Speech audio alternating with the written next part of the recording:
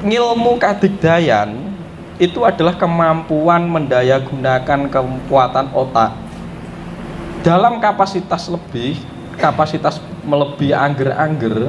Itu kita bisa menggunakan otak kita untuk menyerap, membendung energi yang ada di alam yang akhirnya kita pakai.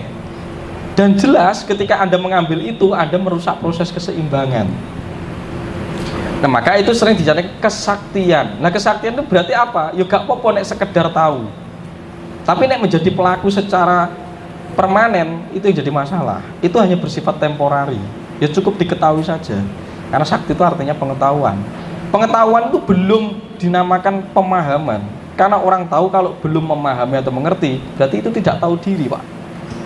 Jadi kita itu tahu tapi seringkali tidak tahu diri. Pengetahuannya oke, dikuliahi banyak, wawasannya banyak, tapi tidak tahu diri. Maka tidak tahu diri mengarah kepada ketidakkebijaksanaan. Orang wicaksono, ketika dia tidak bijaksana, dia akan keluar dari nasnya, gampang lalai karena kesombongan. Ketika di dalam kesombongan, dia memisahkan dirinya dengan membentuk identitas dirinya melalui pengetahuan yang banyak. Dengan pengetahuan yang banyak, dia terlena kepada rasa ingin diidentitaskan atau dipuja. Matilah orang-orang seperti ini, dia akan terpeleset. Itu catatan ya, itu catatan. Nah, ketika jenengan pengen digdoyo, ya gunakan, tapi sak mestine wae dan tidak boleh diberitahu ke orang. Dalam arti, satu, kita melindungi sesuatu agar tetap harmonis. Engko nek tak duduhne aku iso miber, mesti golek aku kabeh sampean. Iki dadi malapetaka ketika tak ajarkan ke satu orang, dua orang, tiga orang. Apa yang terjadi? Kerusakan alam. Kerusakan alam. Saya saja ketika memiliki itu, ketika tidak diberdaya gunakan teman, ngerusak alam kok. Apalagi nek enek wong sing njaluk, oke, berbahaya. Nah, manusia suka menggunakan kemampuan-kemampuan seperti itu karena dia sebenarnya sudah muak dengan dirinya sendiri. Karena manusia itu paling takut kepada ketidaktahuan, paling takut kepada kecemasan, paling takut kepada ketakutannya sendiri itu. Mergo wedi iki mergo urung buktekne, mergo ora ngerti. Contoh sebenarnya wedi mati mergo urung buktekne, urung ngerti. Nek diwedar iki mati iki gimana? Koordinat mati itu piye? Pengalaman mati itu piye? Mergo urung ngerti, wedi mergo krungu cerita. Lah itu adalah ilusi dan dilusi. Nah, itu yang harus kita rubah di dalam diri kita. Itu sifat angkara murka, itu sifatnya Batara Uma yang menjadi Batara Durga, yang memakan apapun saja di dalam diri kita, mengkacau kita. Makanya diarani Setra Gondo Mayit gitu. Nah, premisnya saya ubah. Kalau zaman dulu orang mencapai kasampurnan itu harus melalui kesaktian, mergo orang ngerti, Pak. Mergo orang ngerti.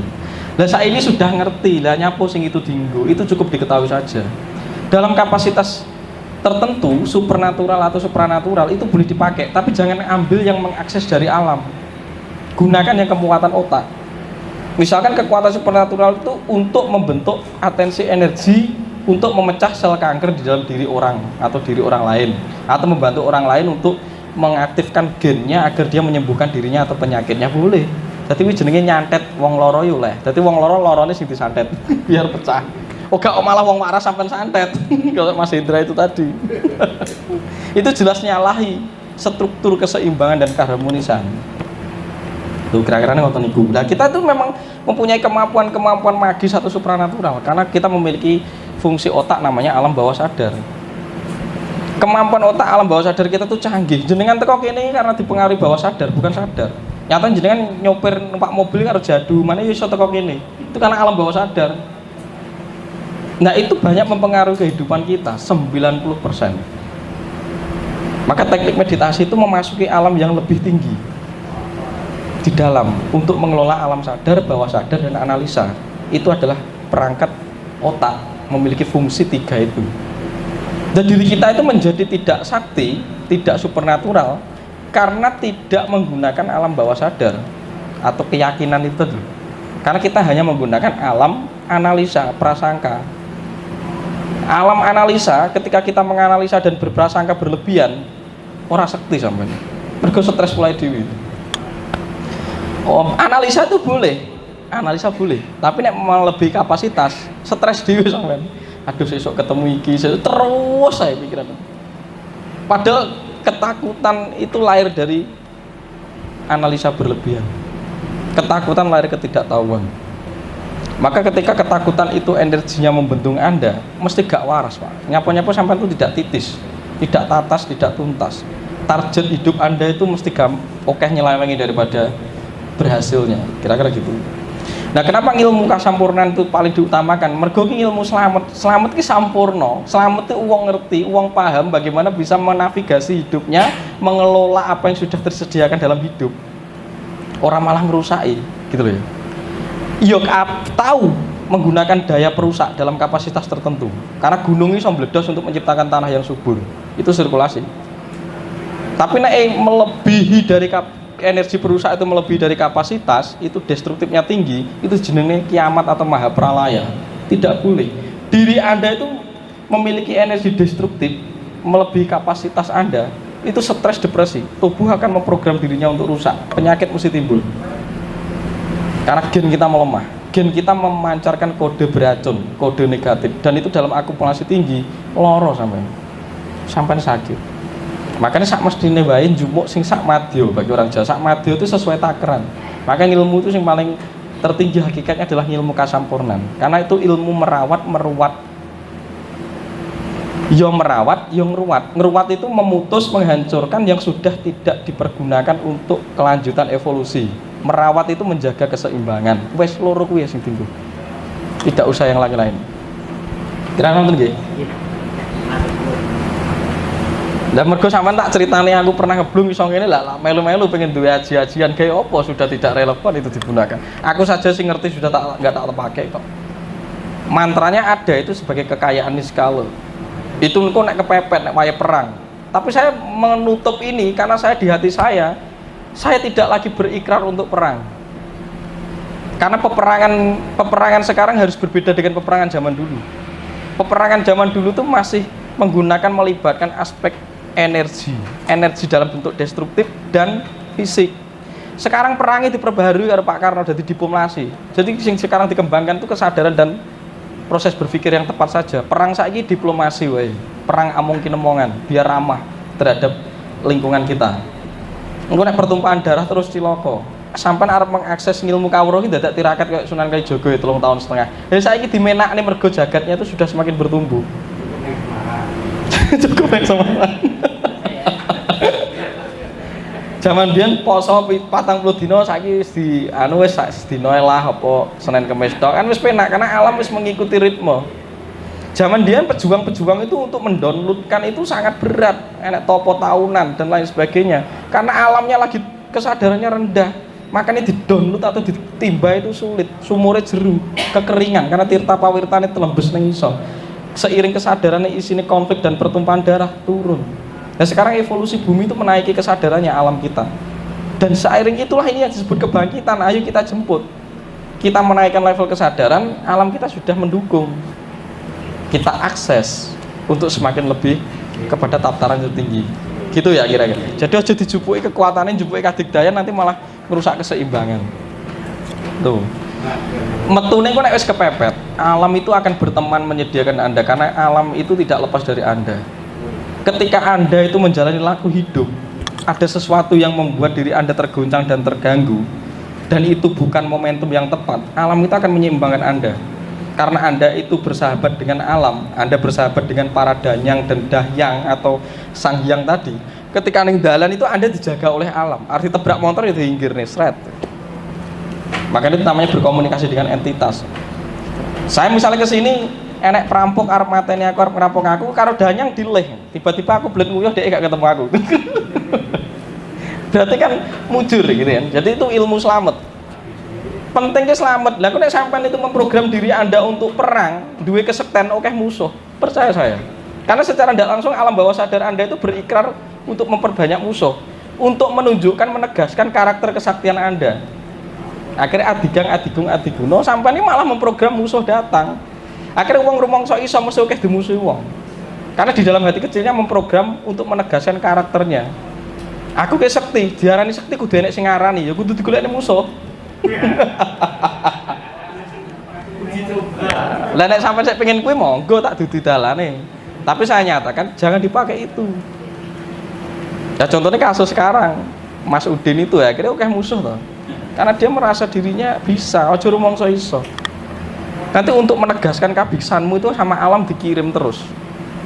Satrio itu akan dikirim musuh untuk menegaskan karakter kesatriaannya gitu Pak. Jadi ya berpindah aja, jangan golek-golek musuh.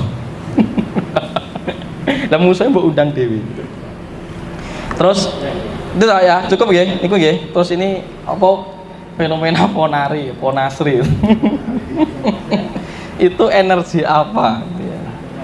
Dalam kapasitas tertentu, nek itu fenomena apa? Ya, secara hal yang tidak boleh dan tidak dipetakan, saya batasi ya rahasiane Gusti atau wallahu a'lam. Tapi kapasitas sains saya mendeteksi yaitu karena diyakini, karena sugesti. Sekali sampai tak tunjuk ke diri saya bisa A, keyakinan itu akan Anda akan meyakini wong ki duwe kabisan, pasti dia bisa menyembuhkan saya. Nah, keyakinanmu itulah yang menyembuhkan. Satu orang menularkan ke yang lain. Akhirnya banyak orang yang datang dan meyakini bahwa ponari itu penyembuh. Ketika satu keyakinan saja membawa kesembuhan, lagi masalahnya sing yakini wong 1000-2000. Tetap secara kolektif bisa mempengaruhi kapasitas gen untuk bareng-bareng cerdas bahwa oh ternyata yo mareni DE. Diomong nih si jeneneh, ngomong nih si jeneneh. Tapi nek dibongkar pesulap merah hilang, ret. Karena keyakinannya dibatalkan dengan adanya pesulap merah.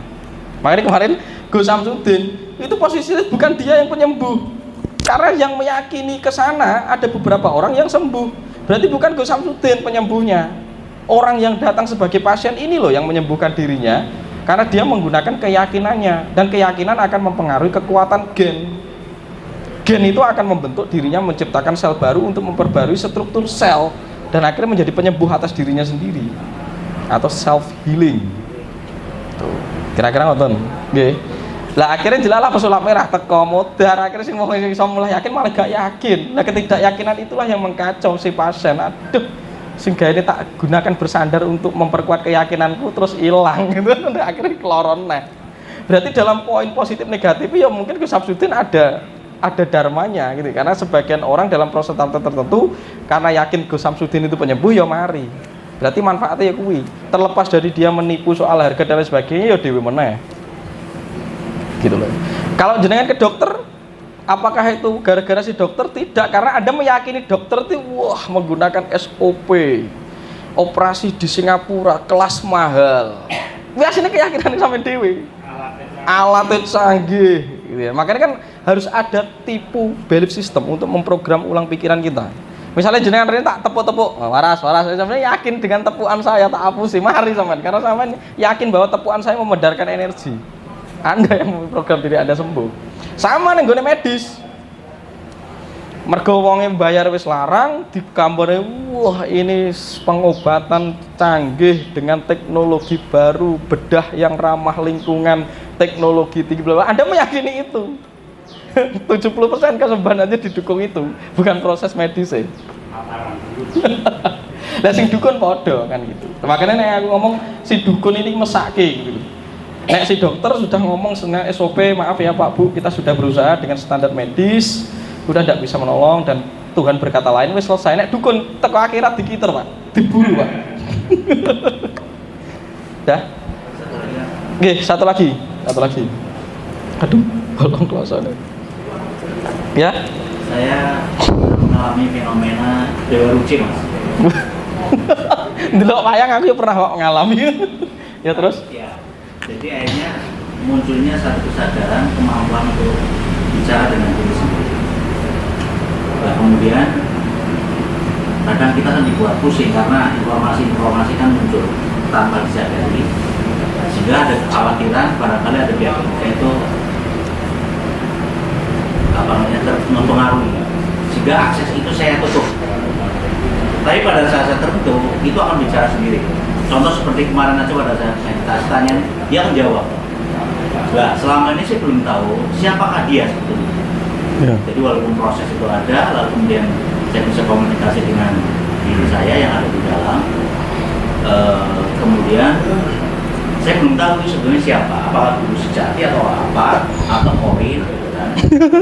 Saya ingin tahu. Nah, kemudian gini, dengan Kundalini ini, apakah bisa menyelaraskan satu kemampuan komunikasi dengan dirinya, lalu apakah bisa lebih semakin tidak hoak misalnya aja bisa diakui.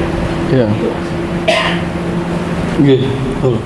Siapakah itu? Itu harus mengajukan pertanyaan yang terus konstan dan konsisten diiringi laku. Sebagaimana ketika Anda mempertanyakan siapa itu, Tuhan itu sudah saya bilang tidak bisa dipersonalkan atau diwujudkan. Naskah cerita wayang Dewa Ruci itu hanya kiasan, Pak Pasemon. Nek sampai nunggu nemoni raiku desowi. Karena sebenarnya Tuhan itu ngajak komunikasi melalui apapun saja, tapi sampai gara-gara ngenteni sing koyok raimu dewi ku ya ora tekan-tekan malah, Pak. Itu karena sampai itu terlalu menunggu. Makanya kan pasrahno, biar komunikasi terjadi dengan apapun dan siapapun bentuknya, rupanya. Sunan Kalijaga itu menggagas kisah Dewa Ruci itu untuk menandingi naskah Mahabharata bahwa Tuhan dijelaskan secara personal, bahwa Sri Krishna itu menjelma-jelmaan si Wisnu. Nah, Sunan Kalijaga gawe wong Gusti kok personal. Gusti itu impersonal. Makanya wong sing ketemu Gusti dilambangkan seperti melihat wajahnya sendiri atau Dewa Ruci. Karena Gustinya dia itu ya seperti dia itu sendiri, bukan seperti orang lain. Itu sebuah penggambaran yang diceritakan oleh Kanjeng Sunan Kalijaga agar kita tidak melekat kepada sesuatu di luar diri kita, agar kita berusaha melekat atau terhubung dengan sesuatu yang ada di dalam diri kita. Ngoten kinten-kinten. Dan ketika Anda itu melekati naskah itu, ciloko sampean ya gak ketemu-ketemu.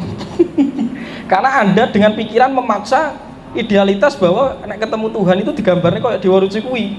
Ya sampai nunggone aku sampai umur sakmene urung ketemu sing rupane kaya aku ciloko. Dan itu menjadi masalah nanti untuk Anda. Padahal setiap hari melalui bahasa hati, bahasa daun jatuh, ini sampai belum nyadar itu membentuk komunikasi. Makanya bahasa sekarang itu dulu disebut Sang Wigowo, itu orang yang bisa membaca tanda jatuh, Sang Wigowo. Nek bahasa sekarang disebut empage, kemampuan membaca tentang tanda alam. Itu yuk bahasanya Gusti. Lah mergo saiki ki akeh urusan kantor, urusan ngetik dan lain sebagainya, ribet dhewe sama. Akhirnya Tuhan berkomunikasi Anda tidak peka, gitu loh nggih. Nah, maka ditingkatkan kundalininya untuk menangkap kepekaan agar bahasa Tuhan itu mampu terimplementasi, terserap di dalam diri kita. Yang akhirnya mempengaruhi kapasitas laku kita itu laku kesadaran. Akhirnya dari budi menjadi luhur. Budi luhur yang menyatu menjadi budi pakerti. Pakerti itu laku. Laku yang sudah disetir oleh budi. Kira-kira begitu. Oke. Dah cukup ya? Itu kira-kira nih. Oke, monggo.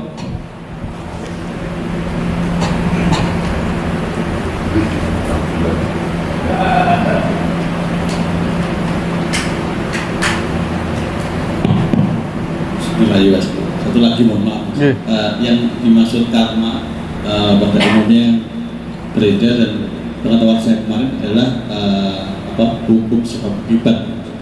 Nah, apa yang kita lakukan sekarang itu kita akan mengunduh di kemudian hari. Tapi kan beberapa fenomena yang ada itu orang seperti tidak menerima karma itu.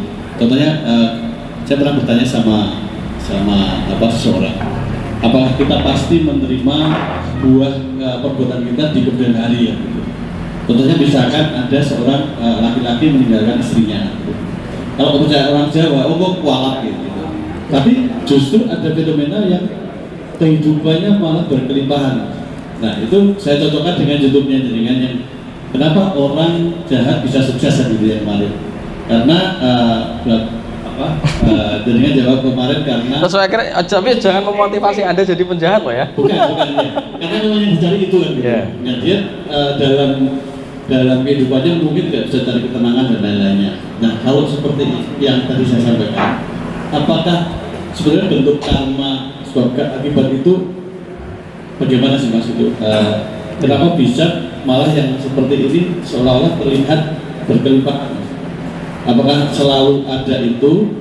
Dan saya pernah bertanya kepada salah satu orang, jawabannya adalah mungkin karena waktunya pas, sehingga dia bisa saling tutup seperti pada zaman-zaman kerajaan dulu gitu.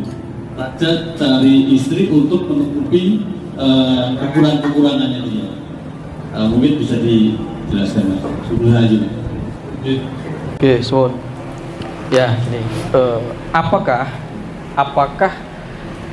karma itu bisa berubah, bisa dihapus gitu kan? Itu kira-kira dihapus gitu loh. Wong iki nglakoni A kok dia tidak ngunduh gitu. Ya, itu kita berangkat dari diri kita. Ya. Kalau kehidupan, karma itu konsekuensi sebab akibat, pasti berbuah. Tapi buahnya seperti apa? Itu bergantung kesadarannya, bergantung tempatnya, bergantung lingkungannya, bergantung momentum dan situasinya. Oke, kira-kira begitu. Nah, seringkali kita itu sibuk melihat apa yang dilakukan orang lain. Akhirnya jenengan ini sing ngenteni kayak kok randang kena karma toh. Itu masalah Anda sebenarnya, bukan masalah orangnya, gitu. Nah, makanya lakukan sesuatu itu secara spontan, tanpa pamrih, tanpa atensi. Itu tidak akan memiliki konsekuensi yang berat. Karena Anda tidak meninggalkan jejak magnet kuat di dalam jagat raya. Ketika Anda melakukan sesuatu karena ada atensi berlebihan, itu akan meninggalkan sampah memori. Yang itu akan bersentuhan dengan Anda nanti suatu ketika. Yang akan memantul ke Anda. Makanya nek uang itu nek melaku ki spontan baik, nek berbuat baik saja, rasa mbok alasan macam-macam. Ketika Anda berbuat baik hanya untuk aku ben diwahke uang, hanya aku semoga pengemis ini segeranya bisa mencapai kesuksesan, rasa gak usah tetek bengek. Nek pengen berbuat baik saja. Nek pengen berbuat tidak baik dalam arti baik buruk itu kan hanya persetujuan masyarakat kita. Makanya berbuat apapun itu yang penting sadar. Sampai sadar, mateni wong asalkan sadar, aman. Karena konsekuensi itu Anda sendiri yang menanggung, Anda sendiri yang akan memahami. Karena fungsi ketika saya membunuh orang itu pasti ada sesuatu kehendak yang mendorong alam itu sendiri. Karena mungkin pada saat itu orang ini akan membahayakan dalam rentan waktu sepertiga. Mungkin Anda dijadikan pasangan, seperti kisah Nabi yang disuruh membunuh anak kecil, gitu. Itu karena ada dalam ketidaktahuan. Makanya lakukan apapun itu secara spontan atau sadar. Spontan itu suwung, tidak duwe pengarep-ngarep ketika melakukan apa-apa. Kalau Anda memiliki cita-cita, memiliki pengharapan, ya tidak masalah, itu manusiawi, tapi jangan berlebihan. Kalau berlebihan itu namanya ekspektasi. Ekspektasi itu merusak banget. Itu sangat menyengsarakan kita. Kira-kira gitu. Nah, terus sekarang apakah zaman biyen? Ya, orang kita mempunyai teknik untuk meruat. Makanya sesuatu itu akan berkembang berdasarkan kesadarannya. Kowe nandur karma A, ya suatu ketika akan berbuah, tapi sekali lagi itu tergantung tempat, waktu, situasi, momentum. Ketika karma ini kamu tandur A, pada lingkungan tertentu karma itu bersifat kegetiran, karena orang-orang di sana yang Anda sakit itu adalah orang-orang yang sebenarnya sudah sakit di dalam dirinya. Terus akhirnya Anda melakukan itu. Anda melakukan itu karena tercermin dari orang itu sendiri sebenarnya. Akhirnya secara tidak sengaja atau secara sengaja Anda melakukan persakitan. Itu kan berarti cermin antar cermin. Tapi suatu ketika Anda berhijrah di tempat yang lain, Anda membangun suatu yang baru di situ, dari buah yang Anda lakukan menyakuti orang, Anda sekarang mengganti dengan membaiki orang. Kira-kira itu kan? Ya ini bisa buahnya berubah, tetap berbuah tapi buahnya berubah. Ketika karma A tadi hadir kepada Anda tidak merasakan kesakitan, Anda tidak merasakan penderitaan, atau karma itu hanya diminimalis, hanya berbentuk sakit cokot semut, cedit dalam rentan waktu tertentu. Itu kapasitas magis, kapasitas energi. Kita memang harus pelan-pelan. Dulu kamu menyakiti A.A. Budi misalkan dalam lingkungan tertentu, itu bisa jadi Anda menyakiti A.A. Budi karena A.A. Budi yang mengundang untuk disakiti. Karena A.A. Budi memunculkan energi yang sama dengan Anda, sama-sama persakitan. Karena A.A. Budi di dalamnya sudah ada persakitan, maka ditegaskan dengan Anda datang ke dia untuk menyakiti. Tidak apa-apa.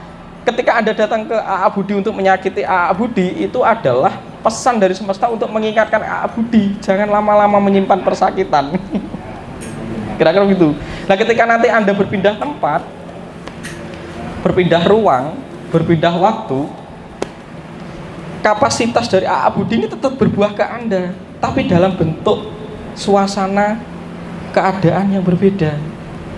Tetap bentuknya Anda kena karma, tapi karmanya jadi apa? Tetap rasa sakit. Sakitnya apa? Cokot semut, entup kalau jengking misalnya gitu. Itu pernah Anda lakukan, tapi sudah berubah bentuknya seiring lingkungan waktu ruang berbeda.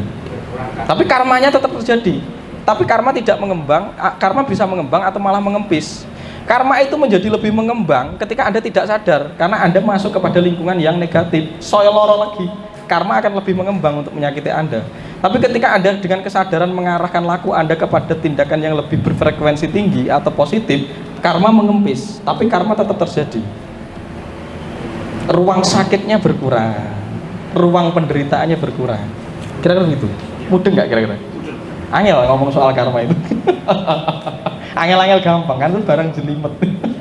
Maka disebut klenik itu. Karena selama ini kan Mas Gugum kalau menyampaikan karma kan foto memori. Iya. Saya sempat ingin saya itu, tapi tadi sudah dijelaskan bahwa karma itu ada beberapa. Iya. Nah terus sekarang urusan selir ya, itu saya luruskan. Terlepas dari konotasi buruk soal selir itu bukan berarti menikahi orang untuk enggak. Jadi kesadaran leluhur tahu untuk menyimpan DNA tertentu rahasia tahu, atau dia tahu oh wanita ini ketika aku hidupi itu akan memberi pengaruh energi terhadap saya. Maka seperti Ken Arok itu menghidupi Pratna Paramita, ya Ken Dedes. Nah Ken Dedes itu dihidupi oleh Ken Arok, dia tidak direbut. Ken Arok itu hanya menghidupi, karena situasi Ken Dedes mungkin dengan Tunggul Ametung tidak lebih bahagia. Maka secara tidak langsung dia menghidupi Ken Dedes. Ketika dia tahu Ken Dedes dalam kapasitas didarmai dan dia mengembangkan perasaan yang senang dan merasa dicintai, energi ini akan berbalik imbasnya kepada Ken Arok yang dari orang nol bisa menjadi raja karena memanggil energi dan mengakses energi dari Ken Dedes. Ini sebuah prinsip gotong royong. Cuma karena sudah terjadi kekacauan administrasi sejarah dan kekeliruan pemahaman, selir itu hanya dijadikan simpanan, hanya dijadikan alat, hanya dijadikan objek benda pelampiasan hawa nafsu dan eksistensi ego. Kira-kira gitu. Nanti urusan selir tak jelasin meneh, kemarin pengen rabi ya itu. Dah cukup gitu aja ya kira-kira.